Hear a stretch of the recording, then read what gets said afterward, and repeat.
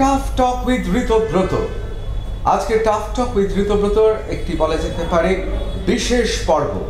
তার কারণ আমরা জানি যে আমরা সবাই উদ্বিগ্ন সেই ঘটনা নিয়ে, আরজি করে এক মহিলা চিকিৎসকের খুন ও ধর্ষণের জঘন্য ঘটনা।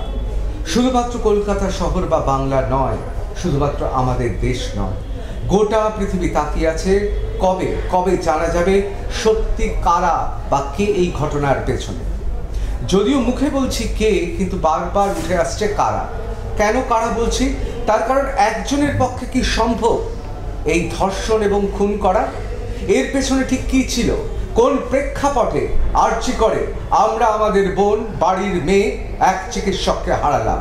এই মহিলা চিকিৎসকের মৃত্যু নিছক একটা মৃত্যু নয়, এই মৃত্যু একটা সিস্টেমের মৃত্যু। এই মৃত্যু অনেকেই বলছেন একটা অর্গানাইজড মাফিয়া গ্যাংয়ে। সত্যি কি তাই? আমরা অনেক সময় দেখেছি যে কখনো কখনো এক একটি নাম, এক একটি চরিত্র ঘটনার পরিপ্রেক্ষিতে অত্যন্ত গুরুত্বপূর্ণ হয়ে ওঠে। আজকে সেরকমই একজন খুব গুরুত্বপূর্ণ ব্যক্তি, যিনি প্রাক্তন অর্থাৎ আরজি করের প্রাক্তন ডেপুটি সুপার। এখনও তিনি ডেপুটি সুপার রয়েছেন, তিনি মুর্শিদাবাদে রয়েছে মেডিকেল কলেজে। আমরা সেই বিখ্যাত আক্তার আলী, তার সঙ্গে আমরা কথা বলে নেব। আমি প্রথমে আপনাকে স্বাগত জানাবো টাফ টক উইথ ঋতব্রততে। আমি যে কথা বলছিলাম, আমাদের সবার আগ্রহ এই যে মহিলা চিকিৎসক যাকে আমরা হারালাম, আমাদেরই বাড়ির মেয়ে, কারোর বোন, কারোর মেয়ে, কারোর পরিচিত, একে তো আমরা হারালাম। আমি এই বিষয়ে নিশ্চয়ই আলোচনা করব, তার কারণ আমি ব্যক্তিগতভাবে সাংবাদিক হিসেবে মনে করি আপনি অনেকের থেকে অনেক বেশি পুরো বিষয়টা বোঝেন, অনুধাবন করেন। তা না হলে এই ঘটনার অনেক আগে আপনি যার বিরুদ্ধে অভিযোগ, অর্থাৎ ডক্টর সন্দীপ ঘোষের বিরুদ্ধে আপনি সরাসরি কামান দেখেছিলেন। আমি একেবারে চলে যাচ্ছি গোড়ার দিকে। ডক্টর সন্দীপ ঘোষের সঙ্গে আপনার বিরোধিতা কেন? এই সময় যদি দাঁড়িয়ে হতো আমি বুঝতাম শুধু টিআরপির জন্যই করছেন, কিন্তু আপনি তো অনেক আগে থেকে ওনার দুর্নীতির বিরুদ্ধে, ওনার কারাপশনের বিরুদ্ধে, এবং সবথেকে যেটা খারাপ আমার লেগেছে, উনি ছাত্রদের জীবন নিয়ে খেলা করতেন। সেটা আমি সহ্য করতে পারিনি। আমিও সন্তানের বাবা, আমার বিবেক আছে। আমি অত্যাচার আর দেখে থাকতে পারলাম না, যার জন্যে আমি বাধ্য হলাম মুখ খুলতে। অনেকেই আছে যা ওনার বিরুদ্ধে মুখ খুলতেন, উনি তার ট্রান্সফার করে দিতেন, তাকে টার্গেট করে নিতেন, কিন্তু আমি ওগুলোতে ভয় করিনি। আমার দুবার ট্রান্সফার হয়েছে, আমাকেও টার্গেট করা হয়েছে, প্রাণ মারার হুমকি দিয়েছে। আমি সব থেকে আগে রিভিল করলাম কি উনার ছাত্রদের সঙ্গে খুবই দুর্ব্যবহার করতেন, ছাত্রদেরকে ফেল করাতেন, ইন্টেনশনালি ফেল করাতেন। ওখান থেকে কিছু টাকা পয়সা তোলা যায়। উনি একটা গ্রুপ তৈরি করে রেখেছিলেন, আপনি বলতে পারেন মাফিয়া টাইপের। ওই ছাত্ররা অন্য ছাত্রদের কাছ থেকে পয়সা তুলতো, ভাগ বাটোয়ারা হতো, ছাত্রদেরকে বসিয়ে গেস্ট হাউসে মদ খাওয়াতেন এবং ওদের দিয়ে আন্দোলনও করাতেন। আপনি দেখেছেন যখন ওনার ট্রান্সফার হয়েছে, অন্য প্রিন্সিপাল একজন এসে তার ঘরে তালা মারে দেওয়া হয়, এই ছাত্ররা ঘরের বাইরে বসে যায়, ওনাকে ঢুকতে দেবো না, এরকম করে আলটিমেটলি ওনার আবার অর্ডার রিভক হয়, ওনাকে বসানো হয়। আপনি কি উলুবেড়িয়ার সেই ভদ্রলোকের কথা বলছেন? হ্যাঁ, উনি এসে জয়েন করলেন, ঘরে ঢুকতে পারলেন না এই ছাত্ররা। এক্স্যাক্টলি। তারপরে মানস বন্দ্যোপাধ্যায়, ওনার সময় এই ছাত্ররা, ওনার পেটুয়া ছাত্ররা, মানে উনি কি ধরনের যে কারাপ্টেড লোক, বাজে লোক ছিলেন। নিজে স্বার্থে ছাত্রদেরকে পলিউটেড করতেন, ছাত্রদেরকে দুর্নীতি শেখাতেন। আমি আমার একটা বাচ্চাকে মেডিকেল কলেজে ভর্তি করছি ডাক্তার হওয়ার জন্যে, ক্রিমিনাল হওয়ার জন্যে না। উনি ক্রাইম এদেরকে শেখাতেন। তো এই সব লোকের বিরুদ্ধে আমি যদি মুখ না খুলতাম, তাহলে আমি আমার বিবেকের কাছে কোনো দিন চোখ দেখাতে পারতাম না। আমারও সন্তান আছে, এই বাচ্চারা, আমি ওখানে 16 বছর ছিলাম, বাচ্চারা আমার জন্যেও সন্তানের মতন। আমি দেখলাম কি উনি ইনোসেন্ট ছেলে মেয়েদের জীবন নষ্ট করছেন, আমি আর থাকতে পারিনি। আমি একটু গোড়ার দিকে চলে যাচ্ছি। দেখুন, সাংবাদিক হিসেবে আমরা নানা ধরনের মাফিয়া দেখেছি। সোনা চোরাচালানকারী মাফিয়া দেখেছি, কয়লার মাফিয়াদের জানি, গরু মাফিয়া জানি, এবং আমরা জানি বিভিন্ন পোর্টে অর্থাৎ বিভিন্ন বন্দরে সেখানেও মাফিয়ারা থাকে। কিন্তু স্বাস্থ্যের ক্ষেত্রেও তো মাফিয়া আমরা দেখতে পাচ্ছি, একটা বিরাট রাজত্ব।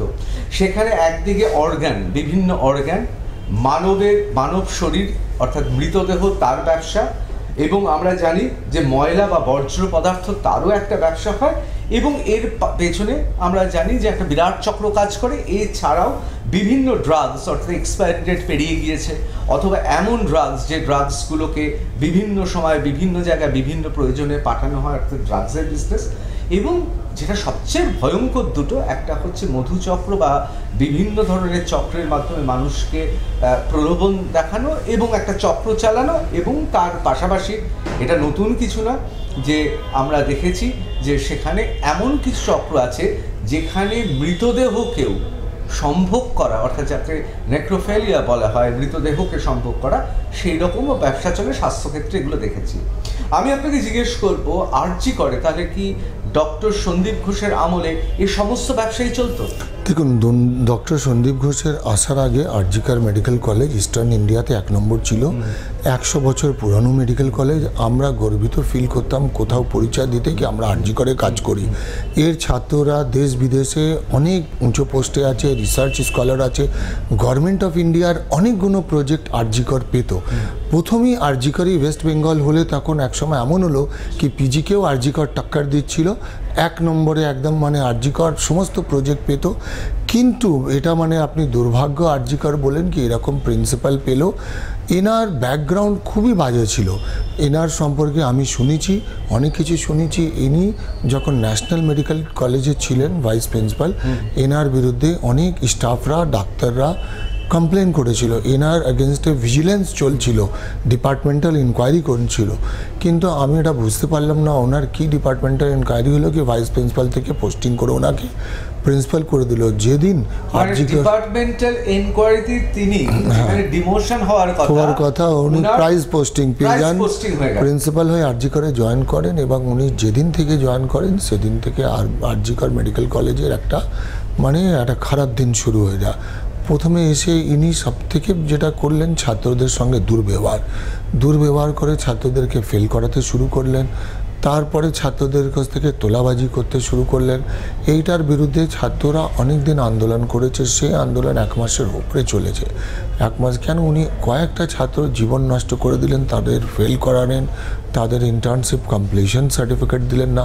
3 জন ছাত্রকে নোংরা কেসে, মলেস্টেশন কেসে ফাঁসিয়ে দিলেন।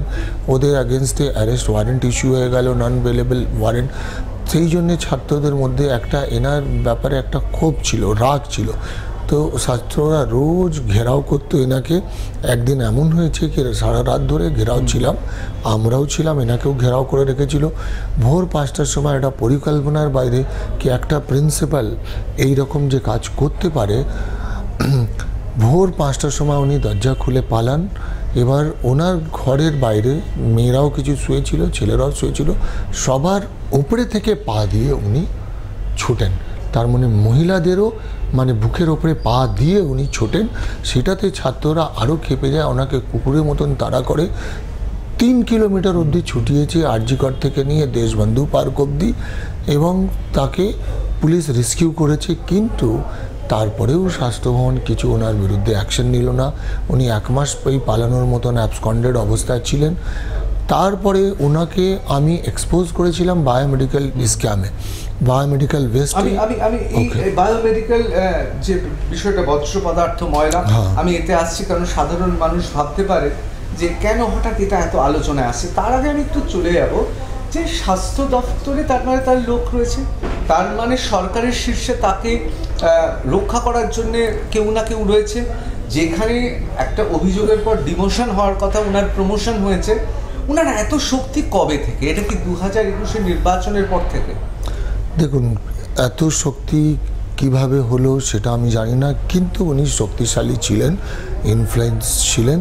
তার কারণ এটা আমি আপনাকে উদাহরণ দিচ্ছি দুটো থেকে। ওনার একবার ট্রান্সফার হয়, সেটাতে ওনার ট্রান্সফার অর্ডার একদম শীঘ্রই রিভোক হয়ে যায়। সেকেন্ড টাইম ওনার যখন ট্রান্সফার হয় তখন ওনার ডিমোশন হয়। প্রিন্সিপাল পোস্ট থেকে ওনাকে প্রফেসর অর্থোপেডিক নামিয়ে দেওয়া হয় মুর্শিদাবাদ মেডিকেল কলেজে। উনি সেখানে জয়েনও করেন। জয়েন করার পরে উনি সেখানে 21 দিন কাজ করেন। একটা অ্যাজ পার গভর্নমেন্ট রুলস, যেটা গভর্নমেন্ট রুলস আছে, রিক্রুটমেন্ট রুলস, গ্যাজেট নোটিফিকেশন অনুযায়ী প্রিন্সিপাল হচ্ছে এটা হায়ার পোস্ট প্রফেসরের। আবার যখন ওকে প্রফেসর থেকে প্রিন্সিপাল করা হলো তখন একটা অ্যাপয়েন্টমেন্টের গ্যাজেট নোটিফিকেশান রিক্রুটমেন্ট নোটিশ বেরোবে, সেইটাতে ওনার যখন সিলেকশন হবে গভর্নরের কনকারেন্স লাগবে। জানি না গভর্নরের কনকারেন্স ছিল না ছিল, এটা স্বাস্থ্য দপ্তর আর বেআইনিভাবে আবার প্রফেসর থেকে ওনাকে প্রিন্সিপাল করে দেওয়া হলো। তার মানে এটা প্রমাণ হচ্ছে কি উনি কতটা ইনফ্লুয়েন্সিয়াল, ওনার জন্য কোনো নিয়ম বলে কিছু ছিল না। মানে আপনি বলছেন ডক্টর সন্দীপ ঘোষ এতটাই প্রভাবশালী যে সরকারি যে গ্যাজেট বেরোনো নোটিশ সব ভেঙে বেআইনিভাবে ওনাকে প্রিন্সিপাল আবার করে দেওয়া হলো। এবার সেখানে গভর্নরের কনকারেন্স লাগে, সেটা আমি জানি না গভর্নরের কনকারেন্স ছিল কি না, এটা তো রাজ্যপাল স্যার বলতে পারবেন বা গভর্নরের অফিস থেকে বলতে পারবে, স্বাস্থ্য দপ্তর বলতে পারবে। আমি এবার একটু বজ্র পদার্থ বা ময়লার ব্যাপারে আসি, কারণ আমরা সবাই জানি যে হাসপাতালে যে বজ্র পদার্থ রয়েছে, এবং সেটা তো সত্যি, মানে এই যে বায়োমেডিক্যাল যে সমস্ত ওয়েস্ট রয়েছে, এইগুলো তো সত্যি কথা বলতে গেলে আমাদের কল্পনার বাইরে যে এইগুলো বিক্রি হয়, এর থেকে টাকা নিয়ে আসা হয়। এবং মেডিকেল সায়েন্সে মানে চিকিৎসা শাস্ত্রে খুব গুরুত্বপূর্ণ, তার কারণ একজনের শরীর, তার শরীরে কোন ভাইরাস বা কোনো কিছু তার যদি অসুখ হয়ে থাকে, সেটাকে তো অত্যন্ত বৈজ্ঞানিকভাবে রিসাইকেল করা হয়, তা না হয়তো মহামারী হতে পারে। তা এই বজ্র পদার্থ নিয়ে যে একটা বিরাট একটা চক্র চলে, এটা যদি একটু আমাদের বুঝিয়ে বলেন। দেখুন, আমি যে ওনার বিরুদ্ধে মুখ খুললাম, দুটো ইস্যু আমাকে বাধ্য করলো। আমি আর অত্যাচার সহ্য করতে পারছিলাম না, দেখে সব কিছু দেখছি আর চুপচাপ আছি, প্রতিবাদ করছি না। প্রথম হলো উনি যে ছাত্রদের জীবন নষ্ট করতেন যেভাবে, এইটা একটা ইস্যু। 2 নম্বর হলো এই বায়োমেডিক্যাল ওয়েস্ট। তার কারণ আমি যখন ইনকোয়ারি করি মার্চ 2023 সালে, এবং আমার সঙ্গে ইনকোয়ারি টিমে আরও 2 জন ছিলেন। এবার ইনকোয়ারি করার সময় যেটা আমি পাই, ফাইন্ডিংস পাই, রিভিল হয়, আমার তো মানে কীরকম কি একটা মানুষ ডাক্তার এরকম করতে পারে, স্বপ্নতেও এটা পরিকল্পনা করা যায় না কি একটা ইউজ সিরিঞ্জ বাজারে রিসাইকেল হচ্ছে, আপনার বাড়িতে পৌঁছতে পারে, ওনার বাড়িতে ধরুন একটা ইনফেক্টেড সিরিঞ্জ, কিছু হলো না, হেপাটাইটিস বি তাতে আছে, আপনি ধরুন কোনো একটা ছাত্র HIV হয়ে গেল, তো আপনি কি করবেন, এর মনে হয় ক্যারেক্টার খারাপ, এই নোংরা জায়গায় যায়, কিন্তু ওই যে সিরিঞ্জ বা নিডল থেকে হলো সেটা তো আপনি তখন কেউ দেখবে না। তা আমি এটা সমাজের জন্যে মানে ইনহিউম্যান ছিল, আমি বাধ্য হলাম, আমি বললাম যা হবে আমি ওনাকে মানে এক্সপোজ করব। এই যখন আমি ইনকোয়ারি রিপোর্ট করছি, আমাকে বিভিন্ন রকম চাপ সৃষ্টি করা হয়। প্রথমে আমাকে ঘুষ অফার করা হয়, বলা তালা পার্কের কাছে তোমাকে একটা ফ্ল্যাট দিয়ে দিচ্ছি, বলো তোমার কি চাই। হ্যাঁ, ঘুষ দেওয়া অফার হয়, আমি ছেলেকে তাড়িয়ে দিই, যে ছেলে আসে। তারপরে একজন সহকর্মী মহিলা এসে আমার বলে, আপনাকে যদি মহিলার কেসে অথরিটির সঙ্গে পাঙ্গা নেওয়াটা ঠিক নয়, আপনাকে যদি মহিলার কেসে জড়িয়ে দেয় আপনার মিসেস কি ভাববে, আপনার মেয়ে কি ভাববে, ব্ল্যাকমেল রাতে আমি। তারপরে আমি কিছুক্ষণের জন্য ভয় পেয়ে যাই, আমার ঘাম ফাম বেরিয়ে যায়। তারপর আমি স্বাস্থ্য দপ্তরে ফোন করি, একদম ডাইরেক্ট DHSকে ফোন করি। তা আমি স্যারকে বলি, স্যার কি আমার ট্রান্সফার অর্ডার বেরোচ্ছে? স্যার বলছে তোমার অর্ডার তো ট্রান্সফার রেডি আছে। আমি আরও মনে জোর পেয়ে গেলাম কি আমার যখন ট্রান্সফার অর্ডার রেডি আছে, আমি রিপোর্ট দেব এবং যারা দোষী তাদের এক্সপোজ করব। আমি আপনার কাছে মহিলাও পাঠানো হয়েছিল? হ্যাঁ, মহিলা পাঠানো হয়েছিল। সে হয়তো সাজেস্ট করার জন্য কি আপনাকে ফাঁসিয়ে দেওয়া হবে, আপনি ওদের নাম দেবেন না, অথরিটির সঙ্গে কেন আপনি মানে ক্লাসে যাচ্ছেন। কিন্তু আমি আমার বিবেকের কথা শুনিনি, কারো কথা শুনিনি। আমি যদি শুনে এইগুলো না করতাম, আমি নিজে বিবেকের কাছে ছোট হয়ে যেতাম, কোনোদিন নিজের ফ্যামিলির কাছে মাথা উঁচু করতে পারতাম না। আফতার আলী, অনেকের প্রশ্ন যে এই যে যেহেতু বজ্র পদার্থ এটা একটা বিরাট ব্যবসা এবং এটা আন্তর্জাতিক ব্যবসা, এটা তো আর জাতীয় ব্যবসা নয়, আন্তর্জাতিক ব্যবসা, এই ব্যবসাতে আপনি ভাগ না পেয়ে আপনি ডক্টর সন্দীপ ঘোষের বিরোধিতা করেছেন, এরকমও তো প্রশ্ন উঠতে পারে। দেখুন, এটা একটা সোসাইটির ব্যাপার ছিল, একটা পপুলেশনের ব্যাপার ছিল, হিউম্যানিটির ব্যাপার ছিল। আমি মানুষ, আমার মধ্যে হৃদয় আছে, আমার ব্যথা হয়, হ্যাঁ, আমি ফিল করি, রিয়েলাইজ করি কি এটা ভুল হচ্ছে, এটা দোষী। টাকা মানুষের জন্য সব কিছু না। আমি মাথা উঁচু করে স্যালারি পাই, গভর্নমেন্ট আমার কাজের জন্য আমাকে স্যালারি দেয়, সেটাতে আমার সংসার চলে যায়, আমার বেশি টাকার দরকার নেই। কিন্তু এই যে মানুষের উনি ক্ষতি করলেন, আজকে উনি যে এত ছাত্র জীবন নষ্ট করেছেন, তার রেসপন্সিবিলিটি কে নেবে? এখনও কিছু ছাত্র আছে তারা ইন্টার্নশিপ কমপ্লিশন সার্টিফিকেট পায়নি, কিছু ছাত্রকে উনি অ্যারেস্ট ওয়ারেন্ট ইস্যু করে দিলেন। কোনো দিন ওদের যদি চাকরি করতে হয়, গরিব ঘরের একটা ছেলে, আমি এমন একটা ছেলে জানি বীরভূম জেলায় গ্রামে তার বাড়ি, স্বপ্ন নিয়ে এলেও কি আমি কলকাতায় মেডিকেল কলেজে গিয়ে সার্জন হব, অল ইন্ডিয়া র্যাঙ্ক 229 করে, সে ছেলে ওনার। আপনি কি জুনেদ সিনহার কথা বলছেন? হ্যাঁ, আমি ওরই কথা বলছি। সে ছেলে অল ইন্ডিয়াতে ফিজিক্সে 2 নম্বর মানে সেকেন্ড র্যাঙ্ক ছিল। ওই ছেলে এত ভালো ইন্টেলিজেন্ট জিনিয়াস ছেলে, কিন্তু ওর ছেলের সঙ্গে তালমেল মেলায়নি, হ্যাঁ করেনি বলে হি ওয়াজ টার্গেটেড। এভরি সেমিস্টারে ওকে ফেল করানো, এমন সার্কামস্ট্যান্সেস করে দিয়েছিলেন যাতে এই আত্মহত্যা করে না। ও সুসাইড করার চেষ্টা করলো। ওর বাবার সঙ্গে আমি নিজে কথা বলেছি, ওর বাবা প্রিন্সিপাল সেক্রেটারিকে কমপ্লেন করে, ডিএমইকে কমপ্লেন করে। ইটস রিয়েলি আনফর্চুনেট, কোনো অ্যাকশন হয়নি। আমি নিজে এই বিষয়ে, এখনও ওর ইন্টার্নশিপ কমপ্লিট, এমবিবিএস কমপ্লিট হয়নি, প্রত্যেক সেমিস্টারেই তো ওকে ফেল করানো হচ্ছে। এবার সন্দীপ ঘোষ চলে যাওয়াতে হয়তো ওর মানে হবে, কিন্তু যেটা চলে গেছে, যেটা ওর সঙ্গে ঘটে গেছে। মেধাবী ছাত্র, হ্যাঁ, এটা ও শুধু না, এরকম অনেক ছেলে আছে। এবার আমি মিডিয়ার মাধ্যমে তাদেরকে রিকোয়েস্ট করব কি ওরা এবার প্রকাশে আসুক, না এলে জনগণ জানতে পারবে না কি সত্যি সত্যি একটা লোক এরকম নোংরা হতে পারে। আর আমার এই যে সংগ্রামটা যেটা আমি শুরু করলাম, যাতে একটা ছাত্র আর ওনার মতন কোনো লোকের শিকার না হয়, সেই জন্যে আমি এটা সংগ্রামটা, এটা এজিটেশন শুরু করলাম। ঈশ্বর না করে আমার যদি কিছু হয়ে যায়, আপনাদের রিকোয়েস্ট করছি আপনারা এই সংগ্রামকে চালিয়ে যাবেন, এই পুরো র্যাকেটকে, নেক্সাসকে ভাঙবেন। আর এখানকার জনগণকে আমি রিকোয়েস্ট করছি, এখানকার ছাত্রদের রিকোয়েস্ট করছি, যাতে একটা সিঙ্গেল ছাত্র আর ভিক্টিমাইজ না হয়। অবশ্যই আমি আফতার আলী, আমি আপনাকে বলছি, আপনি এত সাহস করে মুখ খুলেছেন। আপনি যদি সত্যি সততার পথে থাকেন, নিশ্চয়ই লক্ষ লক্ষ কোটি কোটি মানুষ দেখছেন, তারা আপনার পাশে আছেন। এবং সেই বিখ্যাত কথা আমি বলি, বিখ্যাত নাট্যকার ইবসেন বলতেন যে the man who stands alone he is the most powerful man on earth. সুতরাং নিশ্চয়ই আপনার লড়াইটা, এই একার লড়াইটা, একলা চলার লড়াইটা নিশ্চয়ই সাধুবাদ জানায়। কিন্তু অনেক সন্দেহ তো থাকে। আমার প্রথম সন্দেহ, বিশেষ করে এই গোটা আর্যিকর ক্ষেত্রে, যে আজকে যে মেয়েটিকে ধর্ষিতা হতে হলো নৃশংসভাবে, নির্মমভাবে যাকে খুন করা হলো, আপনারা কি কিছুই বোঝেননি? আপনারা কি আগে থেকে কোনো পূর্বাভাস পাননি যে এই মাফিয়া গ্যাংটা ধীরে ধীরে এই রকম জায়গায় যাচ্ছে?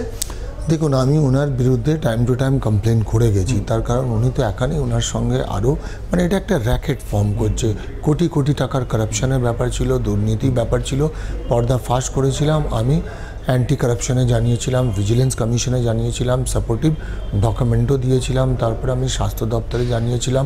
আমার যখন প্রাণ মারার হুমকি পাই আমি, তখন আমি কলকাতা পুলিশ কমিশনারকেও জানিয়েছিলাম, ইভেন আমি মুখ্যমন্ত্রী দপ্তরেও জানিয়েছিলাম। টাইম টু টাইম আমি সমস্ত জায়গায় জানিয়ে গেছি, আমি চুপচাপ থাকিনি।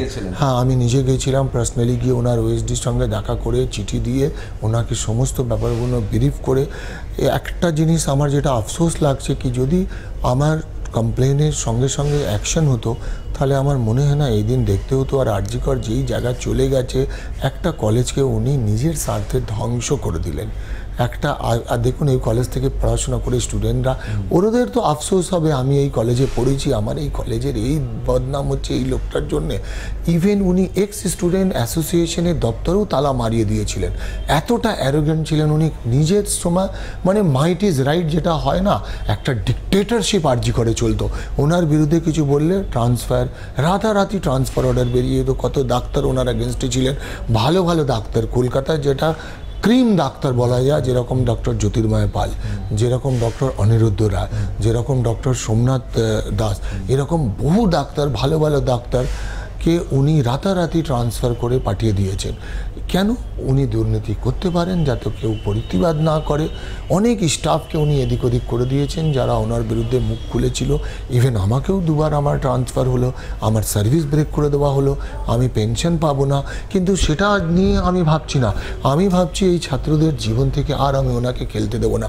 আমি যদি বেঁচে থাকি, আমি শপথ নিচ্ছি, আমাকে যেখানে যেতে হয়, সুপ্রিম কোর্টে যেতে হয় আমাকে, মানে I can go to any extent to prevent all this kind of misappropriation and irregularities by the person like Dr. Sandeep Ghosh. Akhtar Ali, আপনার সঙ্গে সন্দীপ ঘোষের প্রথম সংঘর্ষ কবে থেকে শুরু? যখন উনি ছাত্র আন্দোলন যখন হলো, ছাত্র আন্দোলনে এমএসভিপির ঘরে ওরা তালা মেরে দিয়েছিল, এমএসভিপির অজ্ঞান হয়ে যায়, আইসিসিউতে ভর্তি হয়ে যায়। সেই রাতে প্রিন্সিপালের ঘর ঘেরাও করে দেয়, আমিও থাকি, সারা রাত ধরে ঘেরাও থাকে।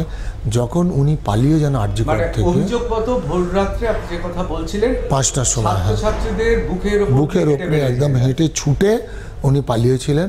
এবার ছাত্ররা যখন ওনাকে তাড়া করলো, উনি যখন পালিয়ে গেলেন, এমএসবি ভর্তি হয়ে গেলেন, ছাত্ররা আমাকে ডিটেন করে ধরে নিল রাগ পেয়ে। এবার ওদের মধ্যে এত রাগ ছিল, প্রথমে আমার মনে হলো আমার মেরে ফেলবে, কিন্তু 4 ঘন্টা পরে যখন ওদের মাথা ঠান্ডা হলো, তখন আমাকে খাওয়া দাওয়া ব্যাপার জিজ্ঞেস করলো, জল দিল। তা আমি এইটা বোঝার চেষ্টা করলাম কি এত রাগ কেন এদের, এক একটা ছেলের দুঃখ আমি শুনলাম কি আপনি শুনে অবাক হয়ে যাবেন। ওদের বাড়িতে পুলিশ পাঠিয়েছে অকারণে, কেন? ওই দুর্নীতির মধ্যে ও ইনক্লুড হয়নি বলে। বললে আমার মা বাবা কি ভাববে, আমার বাড়িতে আমি নিশ্চয়ই কিছু করেছি, কে প্রিন্সিপাল আমার বাড়িতে পুলিশ পাঠিয়ে দিয়েছে। এক একজন মানে এমন বলছে, তার মধ্যে মেয়েরাও ছিল। মেয়ে বলছে আমাকে ও টার্গেট করেছে, আমাকে এমন সার্কামস্ট্যান্সেস তৈরি করছিল যাতে আমি ওনার সঙ্গে সম্পর্ক তৈরি করি। হ্যাঁ, এরকম আমাকে প্র্যাকটিক্যালে ফেল, আমাকে ক্লাস করতে দেওয়া হতো না, সেমিনার রুমে ঢুকতে দেওয়া হতো না, মানে এমন একটা সিচুয়েশন, সার্কামস্ট্যান্সেস। তো এইগুলো আমি তখন রিভিল করলাম, সেই দিন আমি ওনাকে বুঝতে শুরু করলাম। সেদিন আমি ওনাকে ফলো করতাম, নজরে রাখতাম। আমি আমার চোখ খুলে গেল, আমি সেদিন থেকে ওনাকে নজরে রাখতাম। আমি একটা অ্যাডমিনিস্ট্রেটর, খুব পুরানো অ্যাডমিনিস্ট্রেটর ছিলাম। আমি আমার নেটওয়ার্ক ইউজ করতাম, আমার বিভিন্ন লেভেলে বিভিন্ন কর্মী যারা ওবিডিয়েন্ট কর্মী, তাদের কাছ থেকে ইনফরমেশন নিতাম, ওনার ঘরের দরবান থেকে, ওনার ঘরে গ্রুপ ডি থেকে, ওনার ঘরে মানে বাইরে যে সিকিউরিটি তাদের কাছ থেকে, তারপরে মাঝে মাঝে ক্যামেরা, সিসিটিভি ক্যামেরা ঘরের বাইরে, ওগুলো দেখতাম আমি। মানে রেখে এমন একটা সময় আসছে কি উনি এক্সপোজ হয়ে গেলেন, আমি সব কিছু জেনে গেলাম আমার সম্পর্কে। তার মানে সিসিটিভি ফুটেজে এমন কিছু ছিল ডক্টর সন্দীপ ঘোষ সম্পর্কে জেনে ফেলেছিলেন আখতার আলী। তাহলে সেই সিসিটিভি ফুটেজ আপনি চোখে দেখেছেন, এমন কিছু ঘটনা, যে ঘটনাগুলো আপনার আমি আপনাকে বলবো, আপনি অবাক হয়ে যাবেন। আমি কোনো অ্যাডমিনিস্ট্রেটর, প্রিন্সিপাল তো অনেক উঁচু, নিচে থেকে নিয়ে উঁচু অবধি দেখিনি যার অফিস ওয়ার্কিং আওয়ারে ভেতর থেকে ছিটকিলি দেওয়া হয় ঘরে। তখন ভেতরে কেউ থাকতো? এক মহিলা আতেন, আমি আর নাম বলতে পারছি না, তিনি বিবাহিত মহিলা। 1 ঘন্টা 1.5 ঘন্টা ঘর বন্ধ আছে, নাকি প্রিন্সিপাল মিটিং করছে। মিটিং কিসের মিটিং? ইংগেজ জ্বালিয়ে মিটিং হয়, বোর্ডরুমে মিটিং হয়। হ্যাঁ, তারপরে গাড়ি পাঠানো হতো, যদি ড্রাইভারের লগবুক দেখা হয় উনি নিউ টাউন থেকে আসতেন, তাহলে সেটা আপনি লগবুকে রিভিল হয়ে যাবে। নিউ টাউন বিশ্ব বাংলার ওখানে ওনার ফ্ল্যাট ছিল। অভিযোগ করছেন মানে টাকা পয়সা নয়, খুবই মানে নোংরা লোক, মানে এত নোংরা লোক আমি জীবনে দেখিনি।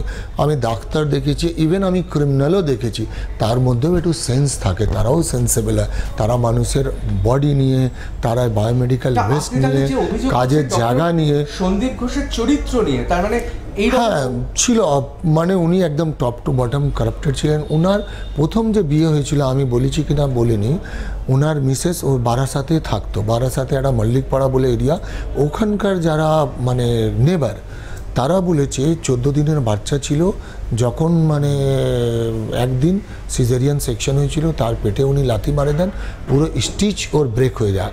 ওখানকার লোক ওনাকে নিয়ে হসপিটালে যায়, এবার তারপরে ওনার মৃত্যু হয়ে যায়। এবার ভাবুন, এ তো ক্রিমিনাল, এ তো মানুষ না, কিভাবে চাকরি পেল, ওটাতেই আমি অবাক আছি। মুর্শিদাবাদে হয়েছিল, আমি মুর্শিদাবাদে যাওয়ার পরে ওনার স্ক্যামগুলো শুনেছিলাম, কিন্তু মুর্শিদাবাদ অথরিটি যদি এটাকে হাইলাইট না করে, আমার তো এখতিয়ার নেই। আমি একটা ডেপুটি সুপার, আমার উপরে অনেক টায়ারের লোক আছে। ঠিক, তাহলে আপনি বলছেন একদিকে ওয়েস্ট, যে সমস্ত ওয়েস্ট ছিল অর্থাৎ বজ্র পদার্থ ছিল, সেইখানে বিভিন্ন ব্যবহৃত সিরিঞ্জ থেকে শুরু করে বিভিন্ন জিনিস, সেইগুলোকে বিভিন্ন জায়গায় বিক্রি করা হয়েছে। দ্বিতীয়ত আপনি বলছেন যে সিসিটিভি ফুটেজে বিশেষ করে ঘরের ভেতরে ছিটকিনি বাইরে থেকে বন্ধ করা, ভেতর থেকে বন্ধ করা, এবং সেইখানে কি হচ্ছে সেটা নিয়ে আপনি সন্দেহ। তৃতীয় আপনাকে যে প্রশ্নটা করব, এই যে সেমিনার রুম, আর এই সেমিনার রুমের লাগোয়া যে দেওয়াল ভেঙে দেওয়া হলো, আপনি ব্যক্তিগতভাবে মনে করেন যে এর পেছনে কোনো একটা অভিসন্ধি আছে? দেখুন, এইটাতে সিবিআই হায়েস্ট ইনভেস্টিগেটিং অথরিটি তদন্ত করছে, সুতরাং আমার কমেন্ট করাটা উচিত হবে না। কিন্তু সেমিনার রুমের ব্যাপারে আমি যেহেতু কাজ করেছি ওখানে, আমি বলতে পারবো কি সেমিনার রুম একটু আইসোলেট জায়গা ছিল, একটু ভেতরে ছিল, আর পুরো এয়ার কন্ডিশন ছিল এবং অ্যাকস্টিক সিস্টেম ছিল, তো ভেতর থেকে বাইরে সাউন্ড আসার একটু পসিবিলিটিসটা কম আছে। তাহলে যদি চেঁচালে আসবে, তাহলে যদি সেমিনার রুম বা সেমিনার রুমের লাগোয়া কোথাও যদি এই ঘটনা, এই জঘন্য ঘটনা অর্থাৎ খুন এবং ধর্ষণের ঘটনা হয়, তাহলে আপনি বলছেন এটা খুব ঠান্ডা মাথায় পূর্ব পরিকল্পিত করে, তার কারণ সেমিনার রুমে সিসিটিভি ছিল না এক, কিন্তু ওই ফ্লোরে তো সিসিটিভি আছে, ওইটা ওয়ার্ড, একটা চেস্ট ওয়ার্ড ওখানে আছে, টিবি ওয়ার্ড আছে, আর সিইউ ইউনিট আছে, ওখানে নার্সিং স্টেশন আছে, ডাক্তারদের থাকার ঘর আছে, তারপরে আয়া গ্রুপ ডি থাকে তাদেরও ঘর আছে, এবং কোল্যাপসেবল গেট আছে। তা আমার মনে হয় না এটা মানে এটাতে কিছু মিসগাইড করার চেষ্টা হয়েছে, এবং এটার জন্য হসপিটাল অথরিটি রেসপন্সিবল সিসিটিভি যেটা কন্ট্রোল তা নিচে পুলিশ ফাঁড়িতে থাকে, তাহলে এটা তো পুলিশের কন্ট্রোলেই আছে। ওখানে একটা কন্ট্রোল সিসিটিভি বসানো আছে, আপনারা গেলে দেখতে পারবেন গ্রাউন্ড ফ্লোরে পুলিশ আউটপোস্ট আছে, ওদের একটা ঘর আছে, সেখানে ডিসপ্লে মনিটরগুলো আছে, সিসিটিভি ডিভিআর পিভিআর এগুলো কন্ট্রোল আছে, আর ওখানে পুলিশ ব্যারাক আছে, পুলিশ আউটপোস্ট।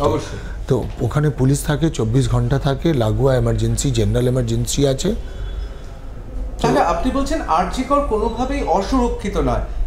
না, মানে সিকিওর, ওখানে ম্যান পাওয়ারও কম না, ওখানে পুলিশ স্ট্রেংথ ভালো, তারপরে ওখানে প্রাইভেটও agency, ERS, ex serviceman resettlement society তাদের আছে, এবং এছাড়া যেরকম অ্যাডিশনাল সিকিউরিটি মানে বা সিভিক ভলেন্টিয়ার, আর তারপরে তো আমাদের সরকারি স্টাফও নাইট ডিউটিতে থাকে, এমন নয় কি একদম নো ম্যানস ল্যান্ড, এরকম না।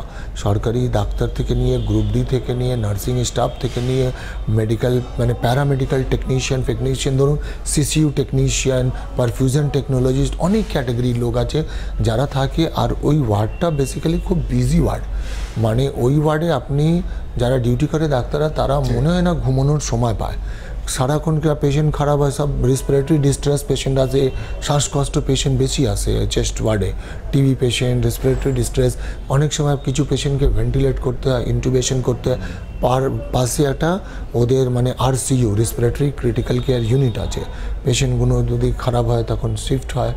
তো ওটা হচ্ছে বেসিক্যালি খুব বিজি ওয়ার্ড, ওখানে একটা লোককে ঢুকে ক্রাইম করে বেরিয়ে আসা, এটা পুরো মানে নিচে থেকে ওপর সিস্টেমের ওপরে আঙুল তুলছে। তার কারণ অনেক টায়ার অফ মনিটরিং আছে, সিকিউরিটি আছে, পুলিশ আছে, সিকিউরিটি সুপারভাইজার আছে, সিকিউরিটিরও আবার সুপারভাইজার আছে, কন্ট্রোল রুম আছে যেখানে সিসিটিভি দেখা হয়, তারপর আমার সরকারি কর্মচারী আছে, নার্সিং স্টেশন আছে। এবার সেমিনার হোমের মানে সেমিনার রুমে যেতে গেলে নার্সিং স্টেশনের ওই নার্সরা যেখানে বসে, ওদের ডিউটি করার যে জায়গাটা হয় নার্সিং স্টেশন বলে। এবার ওখানে 24 ঘন্টা কিন্তু ওরা কিন্তু ঘুমোয় না, ও ঘুমানোর সময় পাওয়া যায় না ওরা নাইট ডিউটি করে, 24 ঘন্টা বসেই ওখানে নাইট ডিউটি করে। তা আমার এটা তো জানি না, এবার আঙুল তোলাটা উচিত হবে না, কিন্তু একটু মানে রহস্যটা ঠিক বুঝতে পারছি। অবশ্যই রহস্য তো আছে। কোথাও কি আপনার মনে হয় মানে পুরো ঘটনাটা 9 আগস্টে ঘটনার পর প্রথম যখন শুনলেন আপনার কি মনে হলো? আমার খুবই দুঃখ লাগলো কি একটা ইনোসেন্ট মেয়েকে এইভাবে মেরে ফেললো, কোথায় ভাগ্যিস নেই এটা বললে এড়িয়ে যেতে পারি না। ওই মেডিকেল কলেজে আমি 16 বছর কাজ করেছি, আমি একটা মানে ওখানকার একটা পরিবারের মতন ছিলাম, ডে নাইট সার্ভিস দিয়ে। ইভেন তা নয়, আমি ক্যাম্পাসে 4 বছর ছিলাম, আরজি কর ক্যাম্পাসে আমার কোয়ার্টার্স ছিল, আমি ওখানেই থাকতাম, ফ্যামিলি নিয়ে থাকতাম, রাত দিন আমি সার্ভিস দিয়েছি ওখানে এরকম যদি দুর্ঘটনা ঘটে আফসোসও হচ্ছিল। এবার একটা প্রাণ নিয়ে নিল এরা এইভাবে। আপনার এখন আফসোস হয় যে আপনার যদি অভিযোগ আগে স্বাস্থ্য দপ্তর শুনতো বা যেখানে গিয়েছেন, আর যদি সিকিউরিটি ঘটনা ঘটতো না, সিকিউরিটি সিস্টেম যদি ঠিক থাকতো, ধরুন প্রিন্সিপাল নিজের উপরে এত সিকিউরিটি মানে এঙ্গেজ করে রেখেছিলেন। আমার তো ছাত্রদের হোস্টেল এইসব মানে রুম টুম থাকা ফাঁকা প্লাস পেশেন্টদের জন্য চিন্তা আগে করতে হবে। ধরুন আমি এত জায়গা ঘুরেছি, আমি দুজনের বেশি কোনো ভাইস প্রিন্সিপাল বা প্রিন্সিপালের কাছে সিকিউরিটি দেখিনি, কিন্তু এ প্রথম প্রিন্সিপাল যার 20 জন সিকিউরিটি ছিল, 20 জন ওই ডক্টর সন্দীপ ঘোষের 20 জন সিকিউরিটি প্লাস 4 জন বাউন্সার। আপনি কোনোদিন ওনার প্ল্যাটিনাম জুবলি বিল্ডিংয়ে ঢুকেছেন কিনা আমি জানি না, আপনার ক্যামেরাম্যান কি কেউ কোনোদিন ঢুকেছে প্ল্যাটিনাম জুবলি বিল্ডিংয়ে? এবার প্রথমে বলেন সিকিউরিটি আছে কিনা। ওপর থেকে নিচে যেরকম সেক্রেটারিয়েট সিকিউরিটি হয় তার থেকেও টাইট সিকিউরিটি। ওনার প্রাণের ভয়, ছাত্রদের ভয়। উনি নোংরা কাজ করতেন। আপনি যদি কাউকে টার্গেট করেন, তার জীবন নষ্ট করেন, স্বাভাবিক সে তো টার্গেট কাদের করতেন? ডক্টর সন্দীপ ঘোষ টার্গেট কাদের? ছাত্রদের টার্গেট করতেন, বিশেষ করে কম বয়সে যে ফার্স্ট ইয়ারের ছেলে মেয়েদের ওদের টার্গেট করতেন। ওদের ফেল করানো হতো, পয়সা ওদের কাছ থেকে, তারপরে কথা না শুনলে ওদেরকে দিয়ে মানে আনজাস্টিফাই আন্দোলন করানো হতো। ওনার পেটুয়া ছাত্ররা ওরা বলতো আন্দোলন কর, আমাদের সঙ্গে থাক। এই যে ওনার ফেভারে আন্দোলন আপনি অনেকবার দেখেছেন ওনাকে। সাংবাদিক হিসেবে খুব অবাক হয়ে গিয়েছিলাম, আবার ভালোও লেগেছিল যে এই রকম সময় দাঁড়িয়ে এইরকম একজন প্রিন্সিপাল থাকতে পারেন যার জন্য ছাত্ররা তারা তাকে ছাড়তে চাইছেন না, বলছেন সুপার থাকুক ডক্টর সন্দীপ ঘোষ। তাহলে এই ছাত্ররা কারা ছিল? এটা কি তাহলে ওনার পেটুয়া ছাত্র? Exactly, gang. এই উনি তো বললাম তারা মাফিয়ার মতন একটা গ্রুপ তৈরি করে রেখেছেন। ওরা মদ খায়, ওরা টাকা কালেকশন করে, ওনার জন্য আন্দোলন করে এবং মারামারিও করে হোস্টেলে। যে ছেলে ওদের ফরেন হয় বা ওদের সঙ্গে আসে না তাদের মারধর করে এবং অনেক সময় তাদেরকে ফাঁসিয়ে দেয়। মানে আমি বেসিক্যালি 3টে এমন ছেলেকে জানি যাদের মহিলা রিলেটেড কেসে ফাঁসিয়ে দেওয়া হয়েছে। ওদের গ্রুপে মহিলাও ছিল, তাদের নাম বলতে পারছি না। তার মধ্যে একজন মানে নেপালের মেয়ে একজন। এবার ওরা এই সব ছাত্রদেরকে কি না, আমাকে মানে আমি আর ক্যামেরার সামনে ওই কথাগুলো বলতে পারছি না, সেটা বলা উচিত হবে না। আমি একটা ইজ্জতদার সিটিজেন, আমার ওইসব মুখ থেকে অশ্লীল কথা বেরোবে না এইসব বলতো। এবং একটা কমিটি হয় জেন্ডার হ্যারাসমেন্ট কমিটি, একটা আইসি কমিটি। উনি একটা তদন্ত করে কমিটিটা ফেলে ব্যাস ওদের দোষী দিয়ে ওদের নামে এফআইআর, ইউজিসিকে কন্ট্রোল ইনফর্ম করা, অ্যান্টি র্যাগিং কমিটির করে দেওয়া, জোর করে ফাঁসানো হতো এরকম। এবার ধরুন একটা রুলস আছে, সুপ্রিম কোর্টে গাইডলাইন আছে, যদি আপনাকে র্যাগিংয়ে ফাঁসিয়ে দেয় আপনার পুরো ক্যারিয়ারটা নষ্ট। মানে এমন যে এবার ছেলেরা যে কীভাবে আতঙ্কে ছিল। এবার আমি ওই ছেলেদের বলবো কি এবার আপনারা ফ্রন্টে আসুন। কেন একে এখন এক্সপোজ না করলে এর মতন হয়তো আরও জায়গায় কিছু আছে, তাদের এক্সপোজ না করলে ইনোসেন্ট ছেলেমেয়েরা টার্গেটেড হয়। অবশ্যই আমি শুধুমাত্র সাংবাদিকতার খাতিরে আপনাকে একটু জিজ্ঞেস করব, আপনি একজন রহস্যময়ী নারীর কথা বলছেন, তাহলে তাকে দিয়ে ভয় দেখাতেন ডক্টর সন্দীপ ঘোষ? ও যে পেট ছাত্র, মানে ছাত্রদের একটা গ্রুপ ছিল, সেখানে 3-4 জন মেয়ে ছিল। ওই মেয়েরা সব রকম সুযোগ পেত, যেমন অনার্স পাওয়া, পরীক্ষাতে কোশ্চেন উত্তর পেয়ে যেত পাস করার জন্যে, এবার টাকা পয়সা পেত এবং মানে ওই রকমই ক্যারেক্টার নেচারের মেয়েরা ছিল, তারা এইসব ছেলেদেরকে ফাঁসিয়ে দিত। তার মানে আপনি বলছেন ডক্টর সন্দীপ ঘোষ তার বিরুদ্ধে যদি কেউ কথা বলতো তাহলে তাকে ফেঁসে যেতে হতো এবং ফেঁসেছে। মাইনাক বলে ছেলেটার, মাইনাক নাম, তারপরে একটা চন্দ্রমৌলি ঝা ছিল, তারপরে এরকম অনেক ছেলে আছে। মানে এটা 2-3টে না, ওরা হয়তো আসছে না, কিন্তু আমি রিকোয়েস্ট করব কোথাও না কোথাও আসতে হবে। যদি আমি এই সব লোকেকে এক্সপোজ করার জন্যে প্রতিবাদ না করি তাহলে এর কিছুই হবে না। আবার এই প্রিন্সিপাল কোনো মেডিকেল কলেজেও যাবে, আবার কিছু ছাত্রদের জীবন নষ্ট করবে। একদিকে আমরা দেখেছি যে আপনি ডেপুটি সুপার, উনি সুপার মানে প্রিন্সিপাল, এবং প্রিন্সিপাল হওয়ার সুবাদে উনি তো একটা বিরাট জায়গার স্ট্যাটাস, অবশ্যই একটা আলাদা সম্মান থাকবে এবং থাকাই উচিত প্রিন্সিপালদের। সেখানে আপনি একবারও বোঝানোর চেষ্টা করেননি ওনাকে? আমি প্রথমে চেষ্টা করেছিলাম, কিন্তু দেখলাম কি উনি তাতে আমি কতগুলো নোটশিট সই করতাম না, বাট উনি আবার এমএসভিপিকে ডেকে নিতেন, আবার ওনাদের জোর আরও বেড়ে যেত। এমএসভিপি ওনার হ্যাঁতে হ্যাঁ করে তারপর আমার বলতেন সই করতে। তো আমি বললাম তাহলে আমি লিখে দিই, আমি কেন সই? বলো না, লিখতে হবে না, তুমি সই করো। আমাকে ফোর্সফুলি সই করানো হতো। যে কাগজগুলোতে বেআইনি কাগজগুলোতে আমি সই করতে চাইনি, এবার ডে 1ই আমি আরোগ্য কল্যাণ চেয়ারম্যানকে জানিয়েছিলাম, আমাদের আরকেএস চেয়ারম্যানকে, কিন্তু খুবই আনফর্চুনেট উনিও কোনো অ্যাকশান নেননি এবং ওনাকে ব্লাইন্ডলি সাপোর্ট করে গেছেন। ওনাকে যারা যারা সাপোর্ট করেছে, যারা যারা বাঁচিয়েছে, তাদের কাছে আমার প্রশ্ন, তাদের কি বিবেক নেই? তাদের সন্তান নেই? তারা যদি লিডার হন তাহলে উনি তো জনগণের নেতা, উনি তো সবাইকে অ্যাসুরেন্স দেন, সবাই প্রবলেম, তাহলে এই স্টুডেন্টরা কি ওনার সন্তান নয়, ওনার কেউ নয়? এত স্টুডেন্টের যে উনি জীবন নষ্ট করলেন তার দায়িত্ব কে নেবে? তার তো উনি আর ফিরিয়ে দিতে পারবেন না। আর ওনাকে এখনও মানে যদি কেউ সাপোর্ট করে থাকে, আমি বলবো অনেক মনে হয় টাকার জন্যে, কারাপশানে, এই টাকার ভাগাভাগি হতো, সেটা আমার পক্ষে বলা মুশকিল আছে। আমি সেই জন্য হাইকোর্টে কেস করেছি যাতে ওনার সঙ্গে যার আছে, যে যারা জড়িত তাদের এক্সপোজ করা যায়। আপনি শুনেছেন কি আমি গতকালই হাইকোর্টে একটা ওনার এগেনস্টে ক্রিমিনাল কেস করেছি এবং আমি চাই কি এটা হাই লেভেলে একটা তদন্ত হোক। আজকে অ্যাডমিশন হিয়ারিং ছিল, আগামীকাল আবার হিয়ারিং আছে। অবশ্যই আমি এখানে আপনাকে একটু জিজ্ঞেস করবো যে একদিকে রাজ্য সরকার সিট গঠন করেছে এবং বিভিন্ন যে আর্থিক কেলেঙ্কারি, বিভিন্ন যে ঘটনা ঘটেছে তার তদন্ত হচ্ছে এবং উচ্চ ক্ষমতা সম্পন্ন 3 জন অত্যন্ত গুরুত্বপূর্ণ আইপিএস অফিসার তারা রয়েছে, তাদের সঙ্গে কি আপনি যোগাযোগ করেছিলেন বা আপনার সঙ্গে যোগাযোগ করা? হ্যাঁ, সিট কমিটি হয়েছে, আমি শুনলাম, আমি এতে অনলাইনেই দেখলাম। তারপরে প্রথমে হয়তো আমি অনেক অনেক ধন্যবাদ স্বাস্থ্য দপ্তরকেও জানাতে চাইছি এবং হোম ডিপার্টমেন্টকে এই কমিটিটা গঠন করার জন্য। তার কারণ আমি তো কমপ্লেন বহুদিন ধরে করছি কিন্তু কোনো অ্যাকশন হয়নি।